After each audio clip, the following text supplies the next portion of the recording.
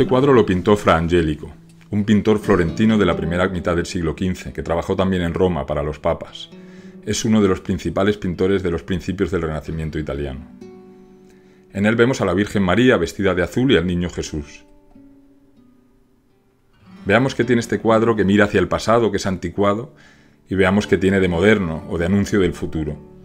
O dicho de otra manera, veamos cómo insertar este cuadro en esa secuencia que llamamos la historia del arte. En primer lugar, los materiales. Es típico de la pintura medieval, de la pintura antigua, el utilizar materiales muy caros, o el valorar a los cuadros según el valor de sus materiales. Por ejemplo, aquí vemos mucho oro en el fondo y vemos en el azul de la Virgen que ha utilizado un material también muy caro, el mineral lapislázuli, que viene de unas minas de Afganistán. Los contemporáneos hubiesen reconocido en este cuadro un objeto caro y lo hubiesen valorado como tal. Lo que es moderno, y también lo vemos aquí, es cómo se usan esos materiales. Se empezará a valorar más cómo pinta un pintor que qué materiales usa ese pintor para pintar. Por ejemplo, el fondo de oro ya no es un fondo plano, sino que se ha convertido en una cortina, en un paño. Vemos incluso los pliegues por los lugares donde lo sujetan los ángeles. También el azul del manto que viste la Virgen se pliega sobre sus rodillas, se pliega al caer al suelo y parece real en ese sentido. También el simbolismo del cuadro tiene algo de anticuado. Los cuadros cuentan historias y para contarlas tienen que usar símbolos, lenguaje simbólico. No pueden usar palabras ni habladas ni escritas. En este caso vemos que la Virgen y el Niño sujetan unos jarrones con unas flores. Esas flores son símbolos de la pureza de estas figuras. Hasta cierto punto la pintura va a seguir usando símbolos durante muchos siglos, pero cada vez lo hará menos. Se irá valorando más el realismo y menos el simbolismo. Esto es una tendencia general que tiene la pintura europea del siglo XV al siglo XVIII.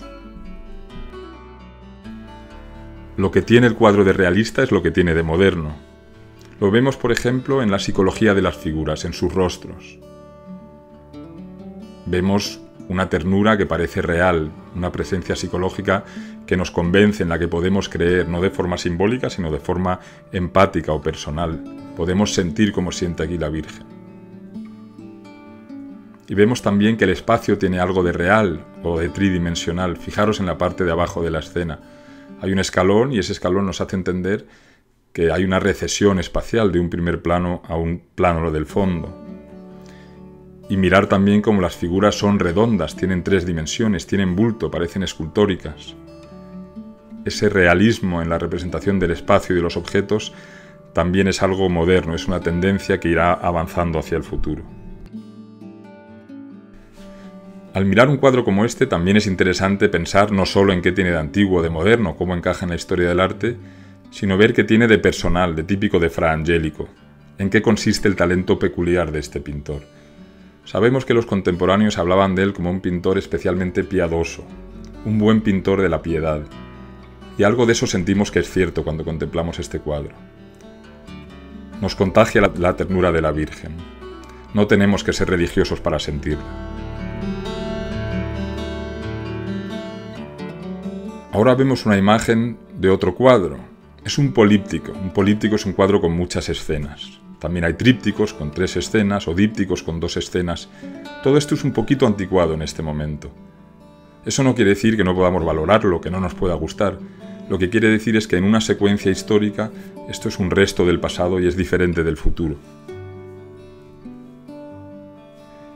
La escena central es muy parecida a la que hemos visto en el cuadro anterior, y eso es porque ese cuadro seguramente también proceda de un políptico, aunque no estamos seguros. A la Virgen y al Niño aquí la acompañan santos. Los reconocemos por los símbolos que van con ellos. Por ejemplo, la figura de la mujer a la derecha de la escena es Santa Catalina de Alejandría, que fue martirizada en una rueda con cuchillos y vemos parte de esa rueda junto a ella. Típico de este cuadro, típico del Quattrocento italiano, de la primera mitad del siglo XV sobre todo, es la gama de colores que vemos aquí y que veíamos también en el cuadro anterior.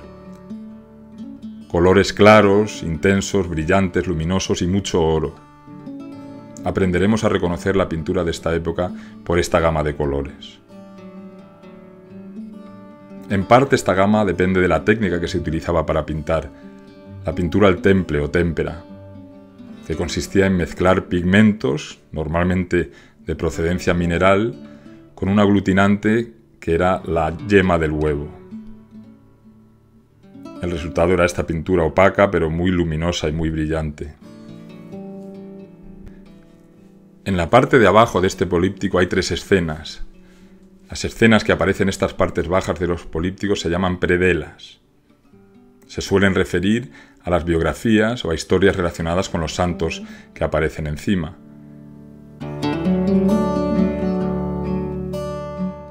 En esta tercera imagen os enseño la predela que hay a la izquierda de este políptico. Cuenta la vida de San Nicolás. Nicolás de Bari se le conocía, porque sus restos se encontraron en Bari. Por esa razón existía especial devoción hacia él en Bari y en el resto de Italia. A la izquierda vemos el nacimiento del santo, que curiosamente aparece ya como santo, con un nimbo dorado rodeando su cabeza. En el centro su educación y a la derecha uno de los milagros que se le atribuía. Está metiendo una bolsa con oro por una ventana para aliviar las penas de una familia, de un padre que se había visto obligado a prostituir a sus hijas por haber caído en la pobreza. Lo que nos interesa de esta predela a nosotros, de esta escena, es lo que tiene de renacentista, de característico de esta época. Lo primero es que vemos que la ciudad en la que tiene lugar estas historias es una ciudad muy inspirada en la arquitectura de la antigüedad. No vemos templos góticos ni románicos. Lo que vemos es todo típico del Renacimiento. Un arco de medio punto a la izquierda, una balaustrada, unos festones que la decoran, todo inspirado en la arquitectura griega y romana. También el edificio redondo que hay al fondo y también el edificio que tiene un frontón, esa estructura triangular en su parte más alta que nos recuerda a un templo griego o romano. Esto que nos parece una paradoja para los contemporáneos no lo era. Esta idea de representar historia sagrada cristiana en un contexto arquitectónico antiguo o pagano es lo que define el Renacimiento. Existe un prejuicio muy difundido en este momento en favor de todo lo antiguo, de todo lo que es griego o romano. Y este pintor es militantemente moderno en esta escena en la que está enseñándonos una ciudad que se vincula con esa idea de la antigüedad. También es muy importante para el artista, la transmite muy claramente, la idea de que en esta escena veamos profundidad. La idea de que la pintura es como si fuese una ventana que se abre hacia un mundo real que tiene 3 dimensiones. Vemos muy claramente la recesión espacial en las paredes de los edificios, a la izquierda y a la derecha. Muchas de las características que hemos visto en Fra Angelico, pero con un sello personal algo diferente, lo veremos en nuestro siguiente artista, en Botticelli. Y mientras tanto, no olvidéis mirar el foro del curso.